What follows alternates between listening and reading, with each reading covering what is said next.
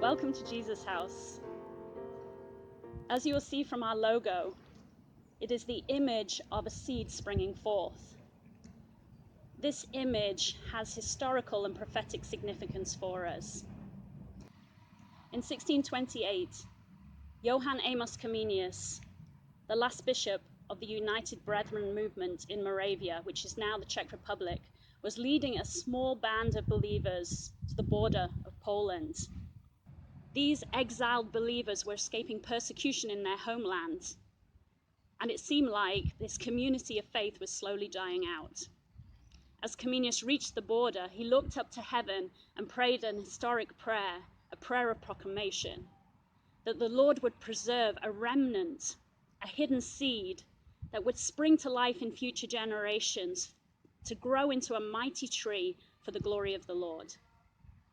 A hidden seed did in fact spring forth 50 years after Comenius' death, as a small community of believers crossed the border into Germany and established what has become known as the Moravian community in Herrnhut.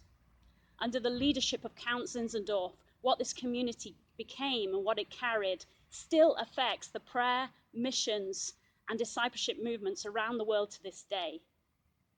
From one prayer came a multiplication of blessing. This seed signifies many things, including perseverance in prayer, praying until we see the breakthrough, until we see the promise fulfilled.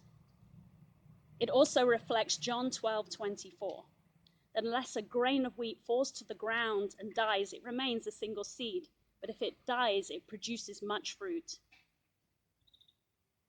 There for us, this carries the significance of sacrifice, but also of hope, of harvest, and of fruitfulness.